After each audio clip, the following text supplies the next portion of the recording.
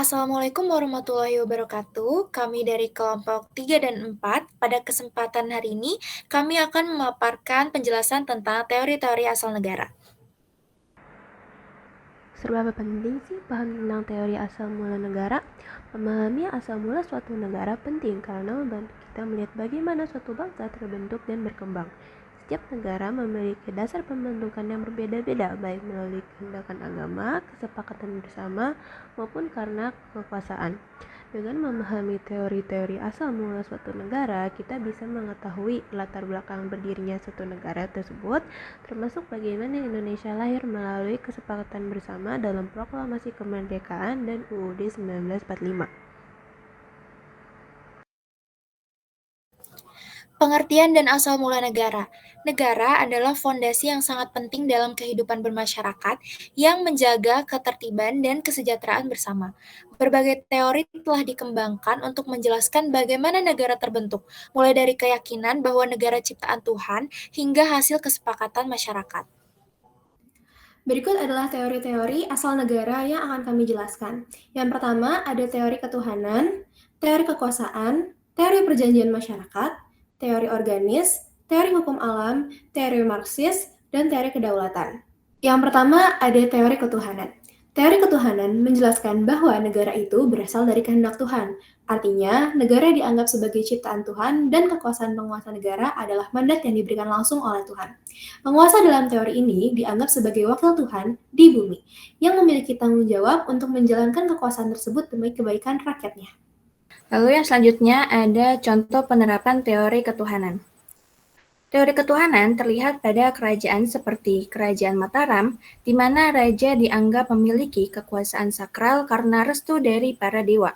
Di Eropa, Kekaisaran Romawi Suci menegaskan legitimasi kaisar melalui gereja.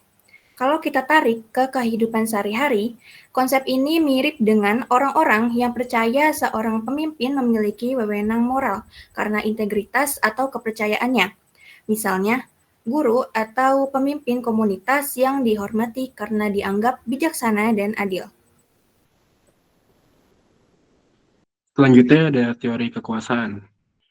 Kekuatan menjadi dasar terbentuknya negara.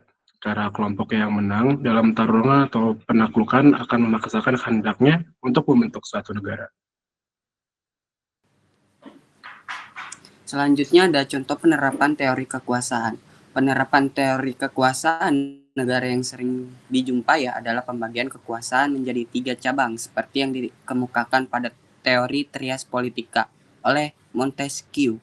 Dengan pembagian ini, kekuasaan negara menjadi seimbang dan terhindar dari penyalahgunaan kekuasaan yang terjadi saat kekuasaan terkonsentrasi di satu pihak. Misalnya, kalau legislatif membuat undang-undang yang tidak sesuai, eksekutif dan yudikatif bisa mengawasi atau mengoreksinya. Begitu pula sebaliknya, masing-masing cabang punya kemampuan untuk mengontrol satu sama lain. Selanjutnya ada teori organis. Teori organis memandang negara sebagai makhluk hidup atau organisme yang memiliki siklus hidup layaknya manusia, yaitu lahir, tumbuh, berkembang, dan akhirnya bisa mati. Jadi negara dianggap bukan sekedar kumpulan manusia atau wilayah, tapi sebuah entitas yang hidup dan memiliki kehendak sendiri. Lalu selanjutnya ada penerapan teori organis. Contoh sejarahnya dapat ditemukan pada negara-negara kuno seperti Yunani dan Romawi yang mengalami masa kejayaan dan kemudian kemunduran. Teori organis memandang negara sebagai suatu makhluk hidup yang pernah mengalami proses lahir, tumbuh, berkembang, hingga kemungkinan musnah. Contoh sejarahnya dapat ditemukan pada negara-negara tersebut. Selanjutnya ada teori hukum alam. Manusia secara alami adalah makhluk sosial dan politis yang perlu saling berdampingan dan bekerja sama untuk memenuhi kebutuhan hidupnya. Oleh sebab itu, negara muncul sebagai manifestasi dan prinsip-prinsip hukum alam yang mengatur hubungan sosial manusia. Baik, selanjutnya adalah contoh teori hukum alam. Teori hukum alam dapat dilihat pada pemikiran Hugo Grotius yang menekankan bahwa hukum alam bersifat universal dan menjadi dasar terbentuknya hukum internasional. Misalnya adalah prinsip keadilan dan kesetaraan antar negara masih digunakan hingga sekarang dalam berbagai perjanjian internasional. Dalam kehidupan sehari-hari, penerapan teori ini tampak ketika masyarakat membuat aturan bersama berdasarkan rasa keadilan dan kebutuhan bersama, seperti kesepakatan warga untuk menjaga kebersihan lingkungan atau pembagian jadwal ronda malam. Aturan tersebut tidak tertulis dari awal, tetapi lahir dari kesadaran alami manusia untuk menciptakan keteraturan dan rasa aman.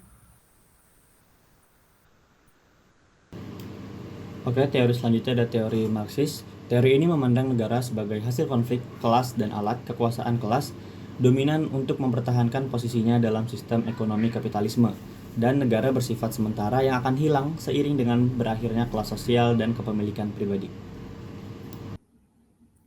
Contoh penerapan teori Marxis, revolusi Rusia pada tahun 1917. Itu adalah contoh nyata dari teori Marxis, sebagaimana rakyat pekerja yang selama ini diperlakukan tidak adil oleh para pemilik modal, akhirnya bangkit dan mengambil alih kekuasaan demi kehidupan yang lebih merata. Teori kedaulatan menjelaskan tentang kekuasaan tertinggi yang ada di dalam suatu negara. Intinya, kedaulatan itu berarti negaranya punya hak mutlak untuk mengatur segala hal yang terjadi di wilayahnya tanpa ada campur tangan dari pihak luar. Kedaulatan ini juga berkaitan dengan kekuasaan untuk membuat hukum, menjalankan pemerintah, dan melindungi negara dari ancaman luar. Kemudian ada contoh penerapan teori kedaulatan. Dan contoh penerapan teori kedaulatan rakyat yang paling gampang dimengerti itu ada di Indonesia. Jadi di Indonesia sendiri kekuasaan tertinggi memang ada pada tangan rakyat, bukan raja atau penguasa mutlak, tapi rakyat yang menentukan arah pemerintahan lewat berbagai cara. Salah satunya tentu ada pemilu atau pemilihan umum. Nah, selain itu, rakyat juga bisa ikut menentukan kebijakan lewat mekanisme musyawarah dan partisipasi dalam pembuatan undang-undang atau kebijakan publik.